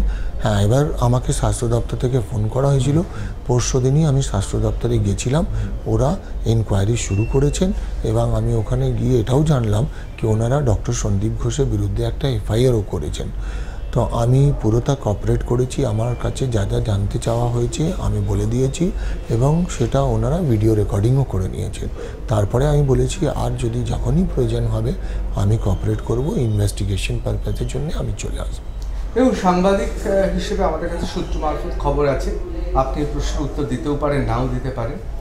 অনেকে বলছেন সিটকে আপনি পুরোপুরি বিশ্বাস করতে পারছেন না, যে কারণে আপনার যখন ভিডিওগ্রাফি হয়েছিল আপনি সব প্রশ্নের উত্তর দেন এবং আপনি কোথাও একটা নিরাপত্তাহীনতায় ভুগছেন। হ্যাঁ, সেটা আমি বলেছিলাম, তার কারণ আমি চাইছি কি যে লোক যারা জড়িত তাদের নাম মিডিয়া এবং ইনভেস্টিগেটিং অথরিটি এক্সপোজ করে। তার কারণ ধরুন আমি আপনার নাম বললাম, আপনি কেন শুনবেন, কেন বিশ্বাস করবেন? যখন ইনভেস্টিগেশন হবে সিটেই নামগুলো জানালে তাহলে তদন্তটা হবে। এবার আমি বলেছি কি আমার সেফটি সিকিউরিটি যদি ইনশিওর করা যায় তাহলে আমি সিল্ড ইনভেলাপে জমা দেবো, কোর্ট যদি চায় কোর্টকেও জমা দেবো। ইনভেস্টিগেটিং অথরিটি তার সঙ্গে আমি রিকোয়েস্ট করেছি হ্যাঁ আমার সেফটি সিকিউরিটিটা আগে দেখতে হবে, দে আর পাওয়ারফুল। ওর মধ্যে 2-1 স্বাস্থ্য ভবনেও আছেন। তা এই নামগুলো বলতে গেলে আমার তো যথেষ্ট নিরাপত্তার দরকার। আমি আরো একবার দর্শকদের বলবো, টাফটকে যে স্বীকারোক্তি করলেন অত্যন্ত গুরুত্বপূর্ণ। আখতার আলী অবশ্যই তিনি সবকিছু বলবেন সিটকে, কিন্তু তিনি চান বিচারকের কাছে খামবন্দি হয়ে সেই স্বীকারোক্তি যেন পৌঁছে যায়। তার কারণ তিনি এই মুহূর্তে নিরাপত্তাহীনতায় ভুগছেন, সেই জন্য সিটকে তিনি সবার নাম বলতে ভয় পাচ্ছেন। আমি এখানে জানিয়ে রাখি যে আখতার আলী, আমার সূত্র মারফত খবর, যদি এ খবর ভুল হন তিনি নিশ্চয়ই বলবেন, এতটাই ভয় পেয়েছেন যে তার পরিবারকে এ রাজ্যের বাইরে সরিয়ে নিয়েছেন। একা তিনি ঘুরছেন এবং তার সঙ্গে তিনি তার পরিচিতদের নিয়ে ঘুরছেন, কারণ তার প্রাণের ঝুঁকি আছে। আমার কথা কি ভুল? না, এটা ঠিক এবং আমি অনারেবল হাইকোর্টকে আপিল করেছি কি আমাকে প্রোটেকশন দেওয়া হোক। তার কারণ আমি কারাপশনের বিরুদ্ধে আমি ভয়েস রেজ করেছি, সেই জন্যে আমাকে টার্গেটেড করা হচ্ছে। এই দুর্নীতির শিকড় বহুদূর, সেটা তো আছে, যার জন্য আমাকে বাধ্য হয়ে হাইকোর্টে যেতে হলো। কিছুই এতদিন হয়নি, আপনি তো দেখেছেন কি ফ্লাড অফ কমপ্লেন্স, কিন্তু no action was taken from any authority. এটা তো হতেও পারে যে আখতার আলী টিআরপি পাওয়ার জন্য, মানুষের কাছে পরিচিতি পাওয়ার জন্য তিনি এই সময়টাকে সদ্ব্যবহার করছেন। না, এটা ভুল ধারণা। তার কারণ আমি যখন ওনাকে প্রথম এক্সপোজ করেছিলাম এটা কোনো টিআরপির ব্যাপার ছিল না, এটা একটা জেনুইন কজের ব্যাপার ছিল। এটার তদন্ত কমিটি হয়েছিল, তাকে রিপোর্ট সাবমিট করা হয়েছিল সিল্ড এনভেলাপে, সেটা কাউকে এক্সপোজ করেও দেওয়া হয়নি। চেয়ারম্যান ইনকোয়ারি কমিটি এবং চেয়ারম্যান রোগী কল্যাণ সমিতিকে সিল্ড এনভেলাপে। যদি আমার টিআরপির থাকতো তাহলে আমার তখনই, আর তারপর আমি প্রাণকে স্টেকে রেখে, টিআরপির জন্য কেউ চাইবে না, প্রাণ থেকে বেশি বড় কিছুই হয় না। অবশ্যই। আমি আপনাকে একটা প্রশ্ন করছি, এই প্রশ্নের উত্তর আপনি ইচ্ছা করলে নাও দিতে পারেন। যেহেতু আপনি একটা অ্যাডমিনিস্ট্রেশন বা প্রশাসন চালাতে নার্জি করেন এবং অভিযোগ যার বিরুদ্ধে, অর্থাৎ ডক্টর সন্দীপ ঘোষ, আপনি যে অভিযোগগুলো করছেন তার প্রমাণ তথ্য আপনার কাছে আছে, যেমন সিসিটিভির ফুটেজ বা বিভিন্ন, মানে আপনি এই প্রশ্নের উত্তর নাও দিতে পারেন, কারণ আপনার প্রাণের ঝুঁকি আছে। আমি আমার টাফ টক বা আর প্লাস নিউজের অনুষ্ঠানকে টিআরপি পাওয়ার জন্য আমি আপনার জীবনকে ঠেলে দিতে পারি না, কারণ আপনাকে একা লড়তে হচ্ছে। আমি এই প্রশ্নটা আপনার কাছে খুব সবিনয়ে রাখলাম। দেখুন, সেটা আমি দুভাবে সেফ রেখে দিয়েছি। আমি একটা অ্যাডভোকেটের কাছে একটা রেখে দিয়েছি, আর আমার একটা রিলেটিভ আছে তার কাছে রেখে দিয়েছি। এবার তাকে দিয়ে আমার একটা পার্সোনাল ভিডিও আমি রেকর্ড করিয়েছি। সেই ভিডিওতে আমি সবার নাম বলে দিয়েছি, আর এটাও বলেছি যদি আমার কিছু ক্ষতি হয় তাহলে এই লোকগুলো দায়িত্ব, তার কারণ আমি এই লোকের দুর্নীতিগুলো জানি। আর এটাও বলেছি আমার যদি কিছু হয়ে যায় তাহলে ওই ভিডিওটা সব মিডিয়াকে দিয়ে দিতে, আপনারা দেখিয়ে ওই ভিডিও নিয়ে ওই লোকগুলোকে এক্সপোজ করবেন। মানে আপনি বলছেন সশরীরে আপনি লড়াইটা লড়ছেন, যদি কোনো দুর্ঘটনা ঘটে, যদি আপনার বিরুদ্ধে আক্রমণ হয়, প্রাণহানির ঘটনা হয়, তাহলে সেক্ষেত্রেও লড়ার ব্যবস্থা আপনি করে যাচ্ছেন। হ্যাঁ, সেই ভিডিওতে আমি সবার নাম আর সবাইকে এক্সপোজ করে দেবো। আমি অলরেডি রেকর্ডেড করিয়ে রেখেছি। আমি আজকে ইনফ্যাক্ট রেকর্ডিং করিয়েছি, তার কারণ কাল থেকে আমি খুব চাপ ফিল করছিলাম। যার জন্য আমি কোর্টে আজকেও আমি আপনাকে কথা দিচ্ছি, আপনি যেভাবে মুখ খুললেন আমাদের আর প্লাস নিউজে, টাফ টকে, আপনার সঙ্গে আমরা নিশ্চয়ই সর্বতভাবে থাকবো যদি আপনি সততার পথে থাকেন। কিন্তু আমার এবার যে প্রশ্নগুলো আছেন, এই প্রশ্নগুলোর উত্তর আপনি নাও দিতে পারেন। আমরা সবাই জানি সিবিআই তদন্ত করছে, আমরা সবাই জানি যে গোটা দেশ এই তদন্তের দিকে তাকিয়ে আছে। স্বয়ং সুপ্রিম কোর্টের মাননীয় বিচারপতিরা তারা স্বতঃপ্রবৃত্ত হয়ে তারা এই কেসটা নিয়েছেন এবং তারা এটা মনিটর করছে। সুতরাং আমাদের সবার আস্থা আছে আইনে। কিন্তু দু তিনটে প্রশ্নের উত্তর আমি আপনাকে জিজ্ঞেস করতে বাধ্য, তার কারণ মানুষ জানতে চায়। প্রথম, এই মহিলা চিকিৎসক, তিনি যখন ছাত্রী ছিলেন তখন তো আপনি সেখানে ডেপুটি সুপার, আপনি ব্যক্তিগতভাবে তাকে চিনতেন না? তার কারণ প্রচুর স্টুডেন্ট, মানে ইউজুয়ালি হয় কি, স্টুডেন্টদের কোনো সমস্যা হলে আমাদের কাছে আসে। আর ম্যাক্সিমাম আমার কাছে জুনিয়র স্টুডেন্টরা, এমবিবিএসের ছাত্ররা অনেক আসতো। পোস্ট গ্রাজুয়েট স্টুডেন্টদের তো ডিপার্টমেন্টাল হেডফেড হয়, তো ওদের আর পোস্ট গ্রাজুয়েট স্টুডেন্টরা অনেক ম্যাচিওর হয়, আর ওদের হোস্টেলে ব্যবস্থা আরও একটু সফিস্টিকেটেড হয়। কিন্তু জুনিয়র স্টুডেন্টদের অনেক রকম সমস্যা হয় হোস্টেলে, অনেক রকম, কখনো বাথরুমের প্রবলেম, কখনো জলের প্রবলেম, কখনো খাবার জলের প্রবলেম, কখনো কারো রুমে মানে ল্যাপটপে চার্জার নেই, তারপর চুরিও হয়ে যেত, মাঝে মাঝে ল্যাপটপ চুরি হয়ে যেত, মোবাইল চুরি হয়ে যেত, সেটাতে আমাদেরকে ইনভলভ হয়ে সিসিটিভি ফুটেজ দিয়ে ধরা, পুলিশকে করে। তো ওদের সঙ্গে আমার রেগুলার ইন্টারাকশন হতো। কোভিডের সময় তো আমি অনেকটা, যখন ছাত্ররা, আপনি হয়তো আমার নাম নিলে ওরা বলবে, কোভিডের সময় আমি অনেক ওদের কোঅপারেট করেছি। কেন, ওদের শুধু নয়, খাওয়ার ব্যাপারেও কোভিডে ছিল। ফার্স্ট যখন লকডাউন হয় পুরো একদম সব কিছু বন্ধ ছিল, তা আমাকে ওদের খাবারও মানে ব্যবস্থা করতে হতো। সেটা পুরো 450 প্যাকেট এরকম হিসাব করে, ব্রেকফাস্ট, লাঞ্চ, ডিনার সব প্যাকেট করে, এবার পেলো না সব লিস্ট করে করে মানে ব্যবস্থা করতে হতো। আমার এখানে একটা প্রশ্ন আছে, আপনি যা শুনেছেন এই মহিলা চিকিৎসক, মেধাবী মহিলা এই চিকিৎসক সম্পর্কে, আপনার তার সম্পর্কে ধারণাটা কি? দেখুন, আমার তো মানে আমার মনে হয় কিছুক্ষণের জন্য আমি সেন্সলেস হয়ে গেলাম। তার কারণ এই রকম ঘটনা মানে আমার জীবনে কোনো জায়গায়, মানে পৃথিবীতে আমি শুনিনি। এটা আরজিকর কেন, ইন্ডিয়াতে কি কোনো পৃথিবীতে কোনো মেডিকেল কলেজের মধ্যে এই রকম ঘটনা হয়েছে এটা আমি শুনিনি। তো কিছুক্ষণের জন্যে তারপর আমি বললাম, মেয়েটিকে এভাবে মেরে ফেললো, এইটা মানে একদম, মানে এটা স্বপ্নতেও পরিকল্পনা করা যায় না। আপনি সন্তোষকে চিনতেন? সঞ্জয়, দুঃখিত, আপনি একে চিনতেন? আমি একে ওইভাবে চিনতাম না। সঞ্জয় রায়কে এইভাবে চিনতাম না, তার কারণ তখন তো সঞ্জয় রায়ের নাম অতটা হাইলাইটেড ছিল না।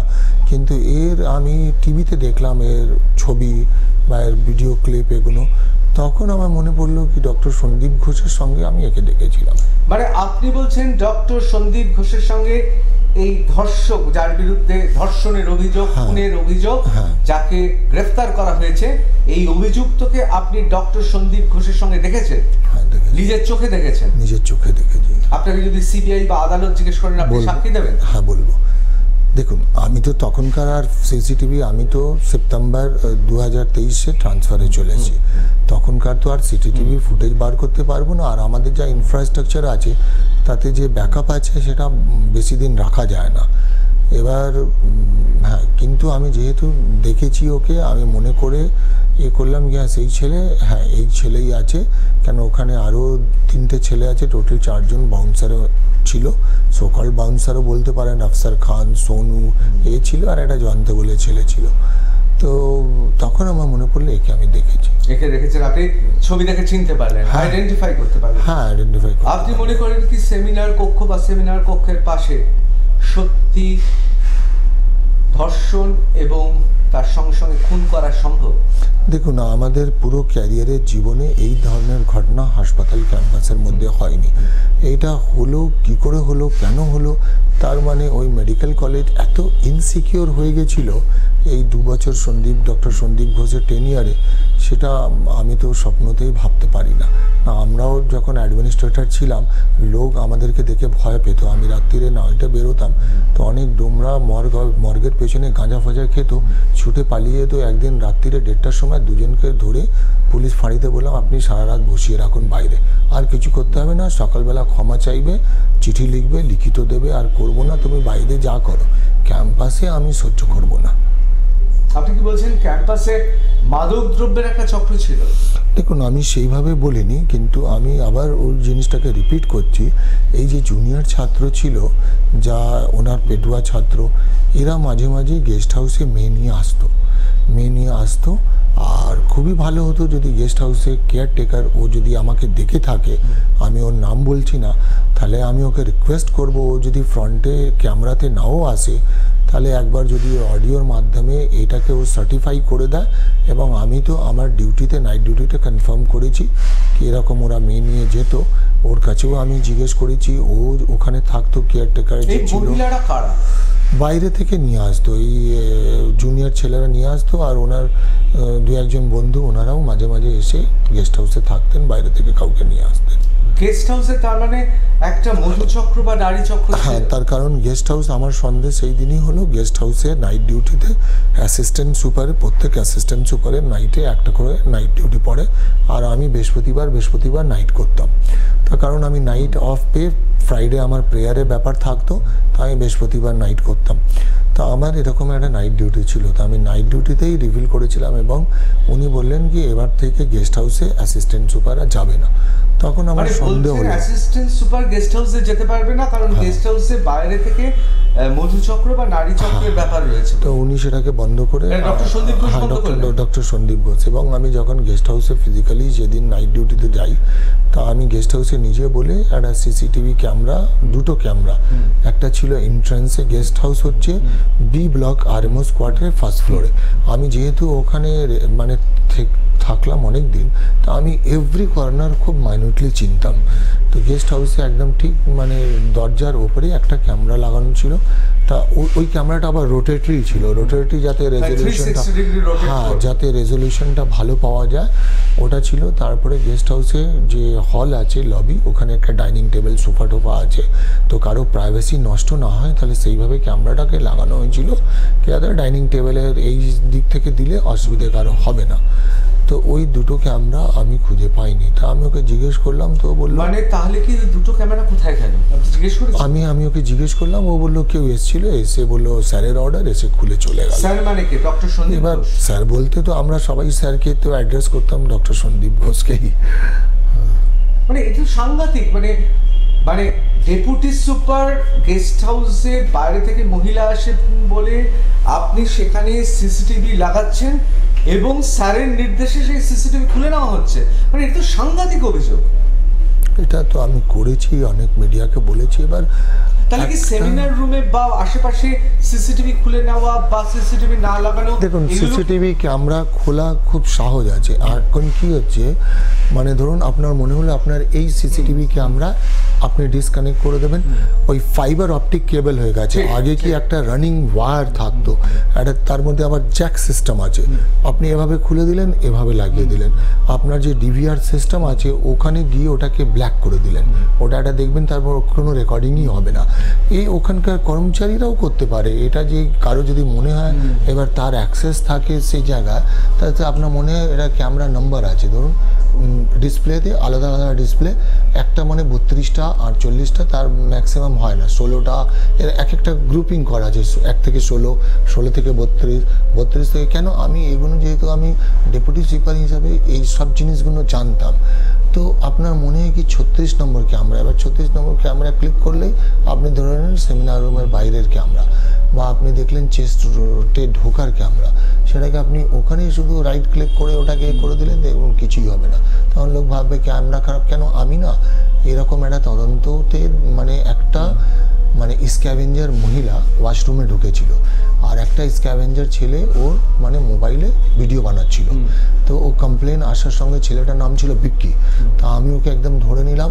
বাট যখন আমি তাহলে ওই ছেলেটা এতই স্মার্ট ছিল কি ওই ছেলে জানতো কি এখানে কি ক্যামেরা জ্যাকটা খুলে দিয়েছিল, মানে সিসিটিভি ক্যামেরা যে বাইরে। তখন আমি ওকে প্রেশার দিলাম, প্রেশারে ও কনফেস করে নিল। আমি বললাম তোমাকে আমি পুলিশকে হ্যান্ড ওভার করে দেবো, তোমার জেল হয়ে যাবে, তুমি জেলে ঢুকে যাবে।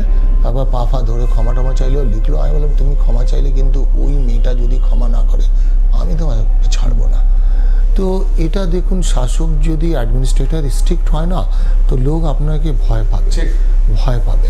আমরা যখন হাঁটতাম না, একা হাঁটতাম, কাউকে লাগতো না, আমার কনফিডেন্স লেভেলে লোক ভয় পেত, লোক মানে থরথর কাঁপতো। আমি যদি তাকাতাম মানে এই যে লোকের দিকে, মানে সিকিউরিটি আমি এতটা স্ট্রিক্ট ছিলাম কি এটা আপনি এই ফিডব্যাক আরজিকর থেকে পাবেন। আপনার ক্যামেরাম্যান যদি যায় তো ওকে বলবেন ওখানকার নিরপেক্ষ নিউট্রাল 10টা লোককে জিজ্ঞেস করতে, ওখানকার কর্মচারী হোক স্টুডেন্ট হোক, ও বলবে আমি কতটা স্ট্রিক্ট ছিলাম। অবশ্যই।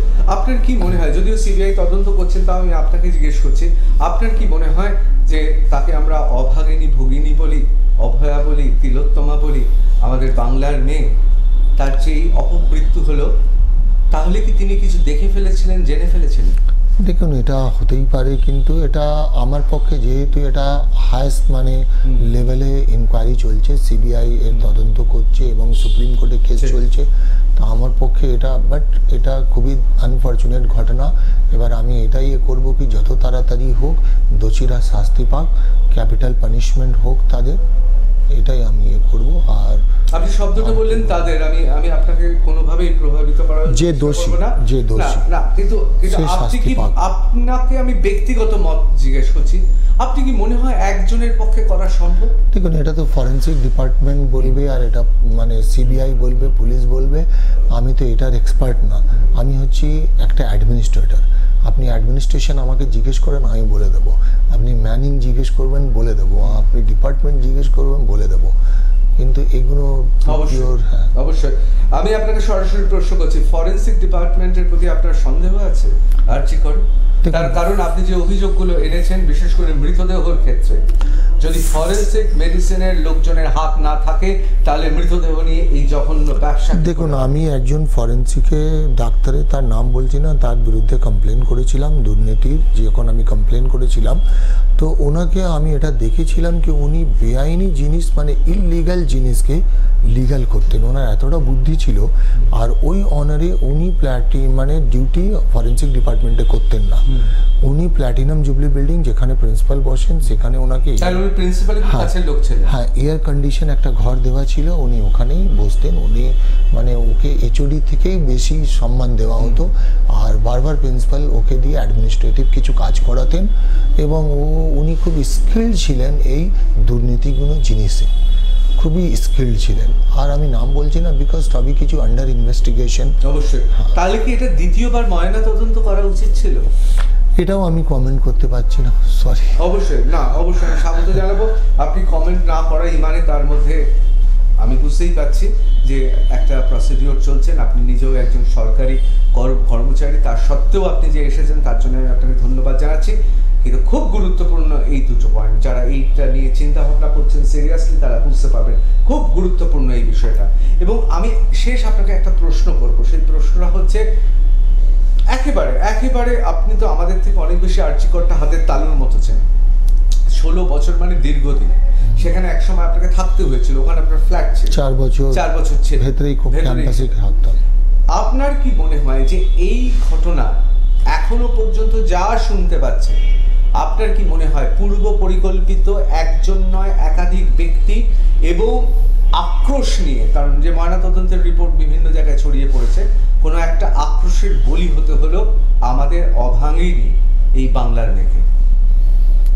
দেখুন, এটা খুবই আনফর্চুনেট, এরকম মানে হলো। আর যারা করলো সে মানে আমাদের হিন্দিতে বলে না দরিন্দা, মানে অ্যানিমাল যেটা, তো এটা এরা মানে ডিজার্ভ করে হায়েস্ট পানিশমেন্ট। এবার এদের এমন শাস্তি যাতে জনগণের নজরে আসে আর কেউ এই ধরনের জীবনে আর মানে ঘটনা ঘটাবার সাহস না করে। মানে এদের মানে আমি আর কি বলবো, মানে এমন শাস্তি দেওয়ার। আর যিনি ইনভেস্টিগেটিং অথরিটি করছেন, আমরা এটাই মানে এক্সপেক্ট করব কি তাড়াতাড়ি যারা দোষী তাদের নাম প্রকাশে আসুক, তারা শাস্তি পাক। এবার ওই মেয়েটির আত্মার শান্তির জন্য কামনা করব। আর কি বলবো, আর তো আমি খুব দ্রুত একটু জিজ্ঞেস করে নেবো, এই যে বজ্র পদার্থ বা এই যে যাদের অনার্স পাওয়ানোর জন্য বিভিন্ন সময় ফেল করিয়ে দেওয়া হতো, তার পাশাপাশি এই যে নারী চক্রের কথা বললেন, গেস্ট হাউসে যে কারণে সিসিটিভি ক্যামেরা লাগানো হয়েছিল ডেপুটি সুপার নির্দেশে, আবার উঁচু জায়গা থেকে অর্থাৎ স্যার বলেছেন বলে সেটা খুলে নেওয়া হলো, সব মিলিয়ে কত টাকার প্রতি মাসে আর্জি করেন একটা কালো সমান্তরাল অর্থনীতি? দেখুন, আমার হিসাবে 2-2.5 কোটি টাকা তো পার মান্থ হবে ব্ল্যাক মানি, মানে এই একটা। এরকম কোনো ঘটনা ঘটেছে যে রাত্রিবেলার নির্দেশিকা পরিবর্তন হয়ে গেছে? হ্যাঁ, এরকম হয়েছে। মানে 1 জানুয়ারি 2023 সালে একটা স্ক্যাভেঞ্জিং এজেন্সি ছিল এশিয়া ডিটেকটিভ ব্যুরো। এবার তার টেনিয়ারে 2 বছর বাকি ছিল। এবার ওনার কাছে কিছু ডিমান্ড করা হয়েছিল। কে ডিমান্ড করেছিল আর আমি ওটা প্রকাশ্যে আনছি না। এবার বলতে পারেন কিছু ধরুন আর্থিক মানে টাকা পয়সা ফিনান্সিয়াল এসব ডিমান্ড করা হয়েছিল। উনি সেই ডিমান্ড ফুলফিল করেননি বলে ওনাকে রাত্রিরে 11:55 বা আপনি রাত্রিরে 11টার পরেই আপনি বলতে পারেন, একদম ডকুমেন্টারি এভিডেন্স আছে, মেলে টার্মিনেশন লেটার পাঠানো হয়। মেলে, তাও মেলে একটা চিঠি মানে টার্মিনেশন লেটার পাঠানো হয় মেলে। এবার এটা আপনি বিশ্বাস করেন, জানেন কি অথরিটি কিছু ক্ষমতা থাকে, কোনো ধরুন আপনার এগেনস্টে কিছু আপনাকে করবে, সে একটা কিছু কজ গ্রাউন্ড দেখিয়ে দেবে। এবার 12:35 আর একটা এজেন্সিও আগে থেকে প্রি প্ল্যান ছিল, আগে থেকে বসেছিল ক্যাম্পাসের মধ্যে, তার কাছ থেকে মোটা টাকা লেনদেন করে ওকে তখন ওয়ার্ক অর্ডার দেওয়া হয় এবং হাতে, এবং ওকে বলা হয় তুমি স্টাম্প নিয়ে আসবে। তাহলে 2 তারিখ হয়ে গেল, 1 তারিখে রাত্রি, তার মানে 2 তারিখ, তো 2 তারিখ তুমি করে নেবে আর তুমি সকাল ভোর থেকে লোক ঢুকিয়ে দেবে। সে মানে ধরে রাখুন 450-500 লোক হবে, মানে স্ক্যাভেঞ্জিং অ্যান্ড হাউসকিপিং যারা এসব। আমরা আর প্লাস নিউজ বা টাফটক থেকে আমরা তথ্য যাচাই করিনি, সত্যতা যাচাই করিনি, কিন্তু একটা হোয়াটসঅ্যাপ মেসেজ রয়েছে, সেই মেসেজটা বোধহয় এই সংক্রান্ত। হ্যাঁ, একদম রাইট। ওকে মেলে পাঠানো হয়েছিল, 2টো পরপর চিঠি পাঠানো হয় মেলে। আর যে লোকটা ওকে ওখানে বসিয়ে দিয়ে, ওর লোক আগে থেকে ফিট করা ছিল, ও স্টাম্প মেরে রিসিভ করে নেয়। আবার অ্যাকসেপ্টেন্সও রাত্রিরে ওই 1টা-1.5টার সময় দিয়ে দেয়। হ্যাঁ, ও সব রেডি করে নিয়ে, না ওর স্টাম্প সব নিয়ে এসেছিল। মানে এমন ব্যবস্থা করা হয়েছিল কি স্টাম্প রিসিভ করিয়ে দিয়ে তারপরে ও অ্যাকসেপ্টেন্স দিল, সেটাও রাত্রিরে রিসিভিংয়ের ব্যবস্থা ছিল। এগুলো সব প্রি প্ল্যান ছিল এবং এগুলো সবই দুর্নীতির একটা ছোট অংশ। আরো বড় দুর্নীতি আছে, অবশ্যই আমাদের সময় খুব কম, কিন্তু আমি অবশ্যই আক্তার আলী আপনাকে ধন্যবাদ জানাবো, তার কারণ আপনি যেভাবে মুখ খুলছেন, আপনি যদি সততার পথে থাকেন আমরা অবশ্যই আমরা সঙ্গে আছি। তার কারণ সাংবাদিক হিসেবে আমাদেরও মনে হয়েছে যাই হোক না কেন আমরা তো সেই বাংলার মেয়েকে আর পাবো না, তার সঙ্গে যে জঘন্য হত্যা এবং জঘন্য ঘটনা ঘটেছে, সেরকম ঘটনার জন্য আমরাও তৈরি, যাই আসুক না কেন আমরাও সরে আসবো না। কিন্তু আমি আপনাকে সবশেষে একটা প্রশ্ন করব, যেই প্রশ্নটা খুব গুরুত্বপূর্ণ। প্রশ্নটা হচ্ছে, আমি নিজে ব্যক্তিগতভাবে অক্সিটাউন বা অনেক বিভিন্ন যখন ক্রাইম রিপোর্টার ছিলাম তখন বিভিন্ন জায়গায় দেখেছি, যদি অপরাধী সাধারণ তার যে বুদ্ধিমত্তা, সেটা সিবিআই হতে পারে, কলকাতা পুলিশ হতে পারে, সিআইডি হতে পারে, তাদের থেকে যদি বেশি হয় তাহলে তারা ভয়ঙ্কর হয়ে উঠতে পারে। পৃথিবীর ইতিহাসে এরকম সর্বনাশ করে দিতে পারে। অনেকে বলেন যাদের বিরুদ্ধে অভিযোগ তারা অত্যন্ত মেধাবী, অর্থাৎ আপনি যে ডাক্তারবাবুদের কথা বলছেন অত্যন্ত মেধাবী তারা, এবং তাদের কাবু করার ক্ষমতার জন্য ঠিক ততোধিক বুদ্ধি সম্পন্ন উল্টো দিকের ইনভেস্টিগেটিভ অফিসার দরকার। কোথাও মনে হচ্ছে যে এই মানুষগুলো যেহেতু তারা পড়াশোনায় অসাধারণ, দেখুন এটা তো আমি অস্বীকার করতে পারবো না যে আপনি যাদের বিরুদ্ধে বলছেন, বিশেষ করে দুজন চিকিৎসকের বিরুদ্ধে, এরা অসাধারণ মেধাবী ছাত্র। অনেকে দুঃখ করে বলেন, বিশেষ করে এদের সিনিয়ররা, যে এরা যদি এদের বুদ্ধি মেধা এরা যদি চিকিৎসা শাস্ত্রেই যদি নিয়োজিত করতেন আজকে তাহলে দিকপাল হয়ে উঠতেন। আপনার কি কোথাও মনে হয় সেটা সিবিআই হোক, সেটা কলকাতা পুলিশ হোক, সেটা সিআইডি হোক বা যে কোনো তদন্তকারী এজেন্সি হোক, এদের সঙ্গে বুদ্ধিতে পেরে ওঠা সত্যি মুশকিল? এটা ঠিকই, কেন এরা তো অনেক বড় বড় কেস সলভ হয়েছে। আমাদের কলকাতায় এরকম এক্সাম্পল আছে, রিজওয়ানুর মার্ডার কেস যেটা সলভ হলো, অনেক বড়। তো আমি এদের ওপরে আমার আশা আছে এবং ভরসা আছে এবং তদন্ত করছি, দোষীর নাম প্রকাশ হবে এবং সে নিশ্চয়ই শাস্তি পাবে। আমার শেষ প্রশ্ন, আরজি করে যে দেওয়াল ভাঙা হলো, সেমিনার ঘর লাগোয়া, আপনি মনে করেন ব্যক্তিগতভাবে যে অতি সক্রিয়তায় বা কোনো অভিসন্ধি নিয়ে এই ঘটনা ঘটিয়েছে? দেখুন, এটা তো পুরো অ্যাডমিনিস্ট্রেশনের রং ডিসিশন। এত তাড়াতাড়ি যেটা সিবিআই এর আন্ডারে গেছে, যে জায়গাটা মানে স্ক্যানারে আছে ইনভেস্টিগেশন, সেটাতে করা উচিত হয়নি। আমি এটাই বলবো কি এটা রং ডিসিশন, খুব তাড়াহুড়োতে ডিসিশন নেওয়া হয়েছে। এবার এটা তো জবাব দিতেই হবে অবশ্যই।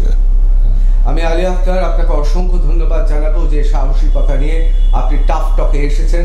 আমি হয়তো আপনাকে কিছু রূঢ় প্রশ্ন করেছি সাংবাদিকতার খাতিরে, অবশ্যই সেই জন্য ব্যক্তিগতভাবে নেবেন না, কিন্তু আপনাকে আমি একটা কথা বলবো। আমি ইবসেনের কথা বলছি না, যে বিখ্যাত নাট্যকার ইবসেন তিনি বলছেন, the man who stands alone he is the most powerful man on earth. ঠিক সেরকমভাবে তারই অনুপ্রেরণায় সত্যজিৎ রায়ের গণশত্রু, সেখানে আমরা দেখতে পাচ্ছি একেবারে শেষ সময় যখন একজন রুখে দাঁড়িয়েছে দুর্নীতি কুসংস্কারের বিরুদ্ধে, তখন সে কিন্তু একা থাকে না, হাজার হাজার মানুষের, লক্ষ লক্ষ মানুষের প্রতিধ্বনি শোনা যায় তাদের প্রতিবাদ।